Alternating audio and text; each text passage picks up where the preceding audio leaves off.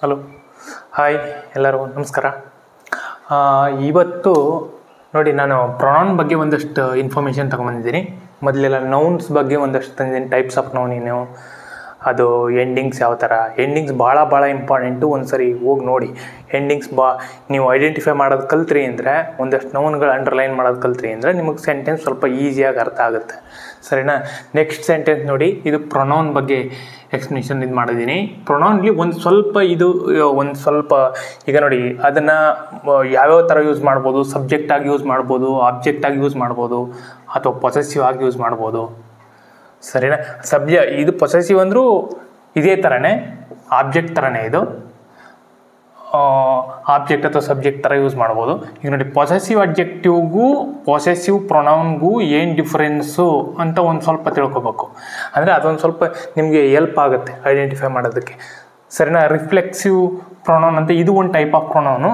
But ಇದರಲ್ಲಿ ಯಾವ ಥರ ಸೆಂಟೆನ್ಸ್ ಸ್ಟ್ರಕ್ಚರ್ ಸ್ಟಾರ್ಟ್ ಆಗುತ್ತೆ ಅನ್ನೋದಕ್ಕೆ, ಈ ವರ್ಡ್ಗಳು ಇದ್ದಾಗ ಯಾವ ಥರ ಸ್ಟಾರ್ಟ್ ಆಗಿರುತ್ತೆ ಅನ್ನೋದು ಒಂದು ಸ್ವಲ್ಪ ನಿಮಗೆ ಮೈಂಡ್ಲಿ ನಿಮಗೆ ಗೊತ್ತಾಗಲಿ ಏನಕ್ಕೋಸ್ಕರ ಇದನ್ನು ತಂದಿದ್ದೀನಿ.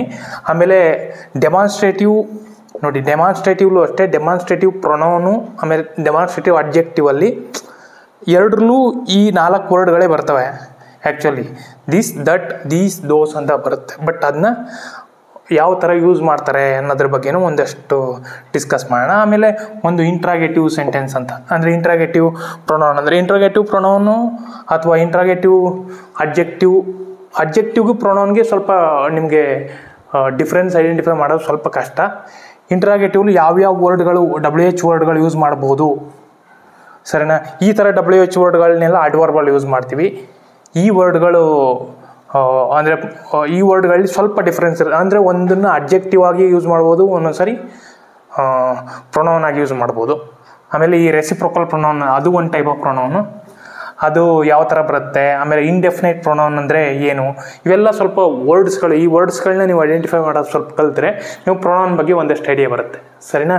ಸ್ಟಾರ್ಟ್ ಮಾಡೋಣ. ನೋಡಿ, ಸಬ್ಜೆಕ್ಟು ನೋಡಿ, ಸಬ್ಜೆಕ್ಟು ಐ ಅಂದರೆ ನಾನು ಅಂತ ಬರುತ್ತೆ. ಸರಿನಾ? ಇದು ಯು ಅಂದರೆ ನೀನು ಅಂತ ಬರುತ್ತೆ. ಶಿ ಅಂದರೆ ಅವಳು ಅಂತ ಬರುತ್ತೆ. ಸರಿನಾ? ಈಗ ಹಿ ಅಂದರೆ ಅವನು ಅಂತ ಬರುತ್ತೆ. ಇಟ್ ಅಂದರೆ ಅದು ಅಂತ ಬರುತ್ತೆ. ವಿ ಅಂದರೆ ನಾವು ಅಂತ ಬರುತ್ತೆ ಅಲ್ವಾ. ದೇ ಅಂದರೆ ಅವರು ಅಂತ ಬರುತ್ತೆ. ಈಗ ನೋಡಿ, ಅದನ್ನೇ ನಾವು ಇದೇ ವರ್ಡ್ನ ನಾವು ಆಬ್ಜೆಕ್ಟ್ ಯೂಸ್ ಮಾಡೋಕ್ಕೆ ಹೇಳಿದ್ರೆ ನಮಗೇನಾಗುತ್ತೆ, ನನಗೆ ಅಂತ ಬರುತ್ತೆ.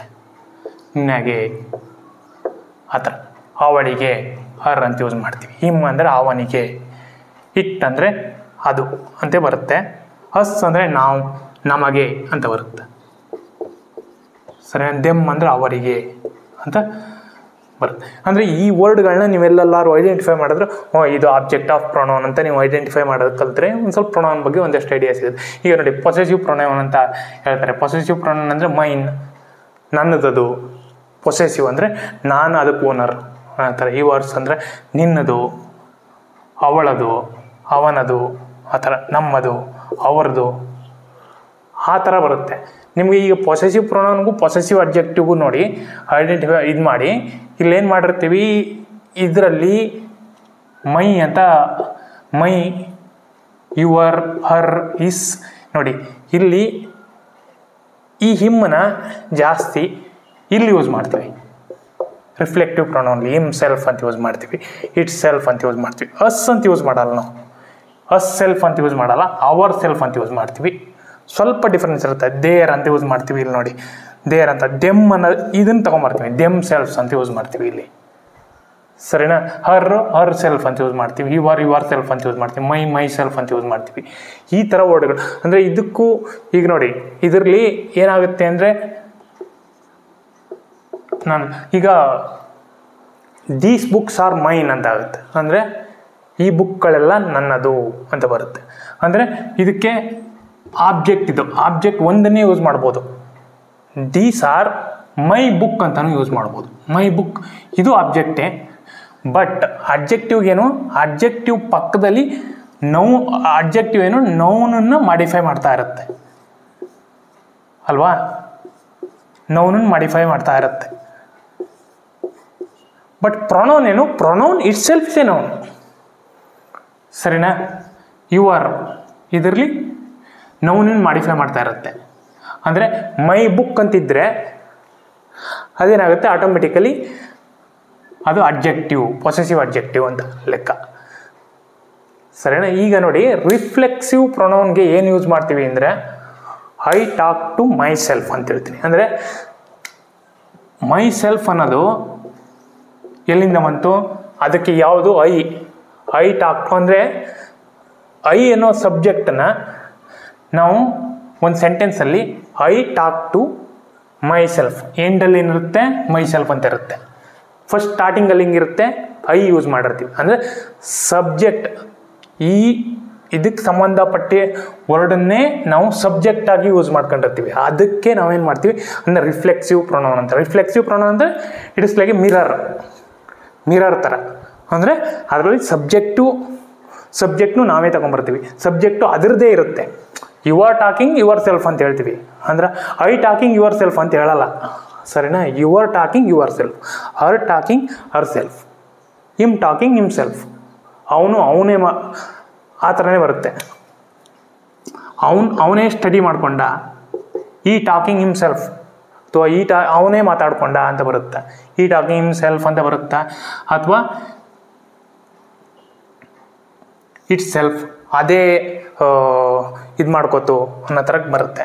ಅವರ್ ಸೆಲ್ಫ್ ನಾವೇ ತಯಾರು ಮಾಡ್ಕೊಂಡ್ವಿ, we prepare A food our self ಅಂತ ಬರುತ್ತೆ. ಸರಿನಾ? They prepared food them self ಅಂತ ಯೂಸ್ ಮಾಡ್ತೀವಿ. ಅಂದರೆ ಈ ಥರ ವರ್ಡ್ಗಳೇನಾದ್ರು ಬಂದರೆ ನಿಮಗೆ ಕರೆಕ್ಟಾಗಿ ಸಬ್ಜೆಕ್ಟ್ನ ಅನಲೈಸ್ ಮಾಡಿ, ಅವು ಸಬ್ಜೆಕ್ಟಲ್ಲಿ ಇವೇ ಇರ್ತವೆ. ವಿ, ಇಟ್, ಈ, ಶಿ, ಯು, ಐ ಅವೇ ಇರ್ತವೆ ಆ ಸೆಂಟೆನ್ಸಲ್ಲಿ ನಿಮ್ಮ ಸಬ್ಜೆಕ್ಟು. ಅದೊಂದು ಸ್ವಲ್ಪ ನಿಮಗೆ ಈಸಿ ಆಗುತ್ತೆ. ನೀವೇನಾದ್ರು ಒಂದು ಸರಿ ಮಾತಾಡುವಾಗ ಈ ಥರ ವರ್ಡ್ಗಳು ಯೂಸ್ ಮಾಡ್ಬೋದು, ಈ ಥರದ್ದು ಸಬ್ಜೆಕ್ಟ್ ಇರುತ್ತೆ ಅನ್ನೋದಕ್ಕೆ ಒಂದು ಐಡಿಯಾ ಬರುತ್ತೆ ನಿಮಗೆ.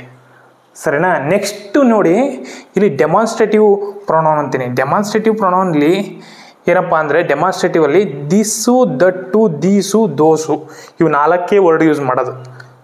ಈಗ ನೋಡಿ, ಇದರಲ್ಲಿ ದಿಸ್ ಈಸ್ ಮೈ ಬುಕ್ ಅಂತೀನಿ, ಇದು ನನ್ನ ಪುಸ್ತಕ ಅಂತೀನಿ. ಇದು ಅಂದ ತಕ್ಷಣ ಅದ್ಯಾವುದು ಡೆಮಾನ್ಸ್ಟ್ರೇಟಿವ್ ಪ್ರೊನೌನ್ ಅಂತ ಆಗುತ್ತೆ.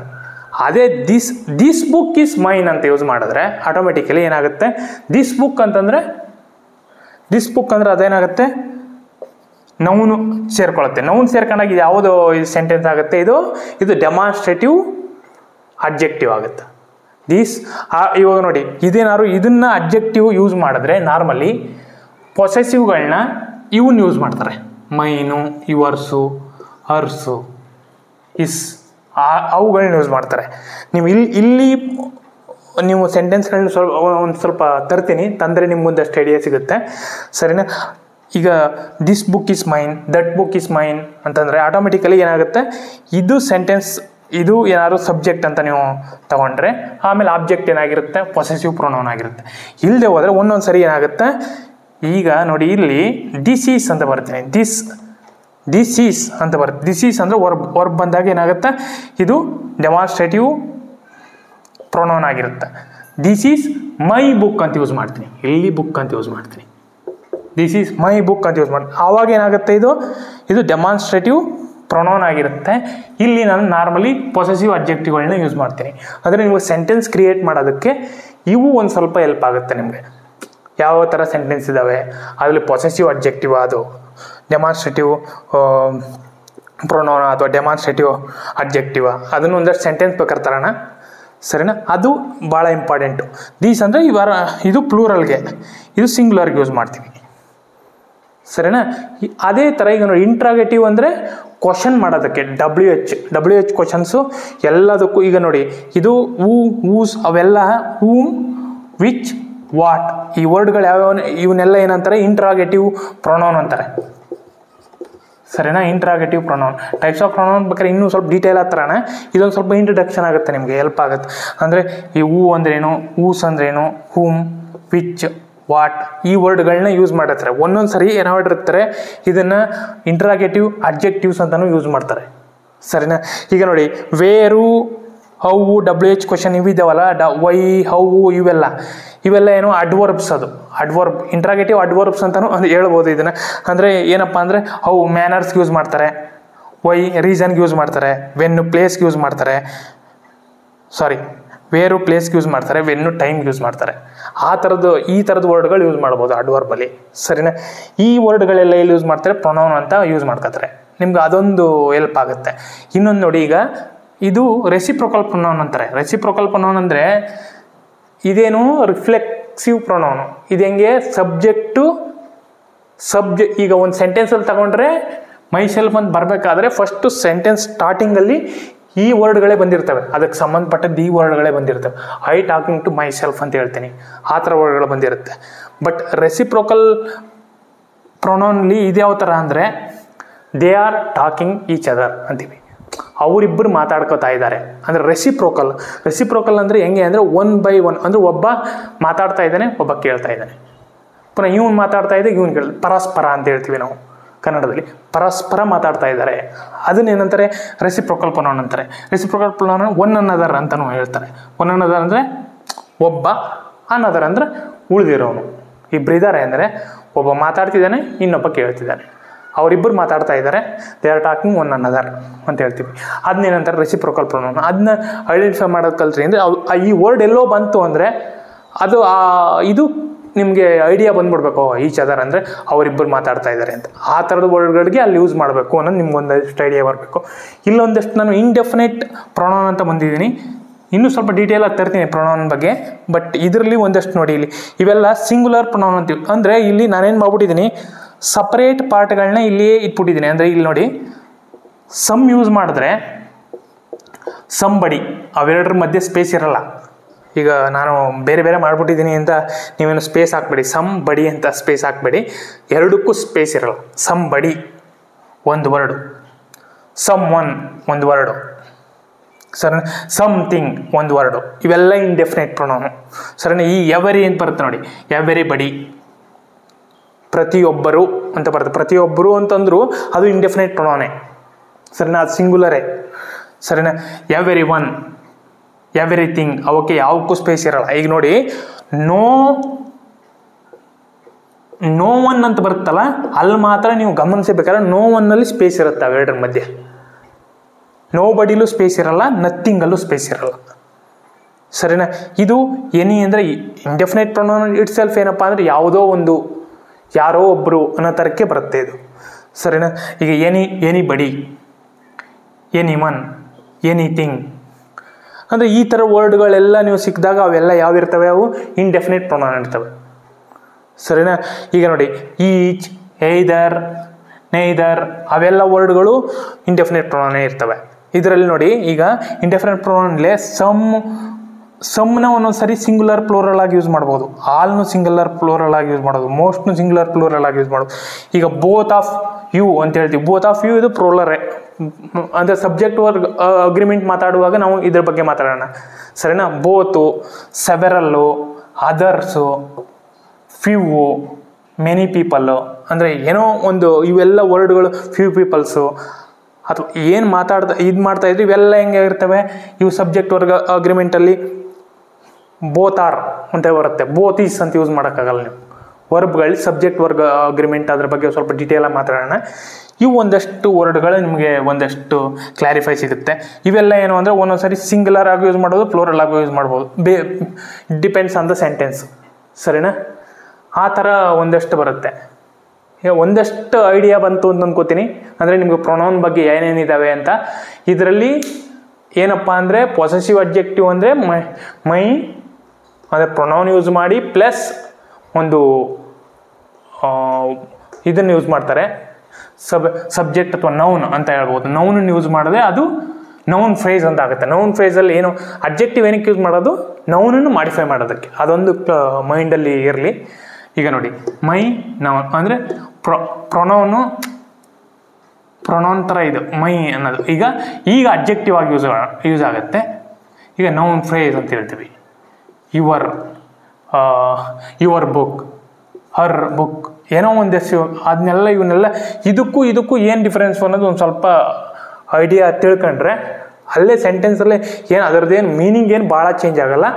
ಬಟ್ ಇವೆರಡ್ರದ್ದು ಡಿಫ್ರೆನ್ಸ್ ಒಂದು ಸ್ವಲ್ಪ ತಿಳ್ಕೊಂಡ್ರೆ ಒಂದು ಸ್ವಲ್ಪ ಡೀಟೇಲಾಗಿ ಸೆಂಟೆನ್ಸ್ ತೊಗೊಂಬರ್ತೀನಿ ಹೆಂಗಿರುತ್ತೆ ಇದು ಪೊಸೆಸಿವ್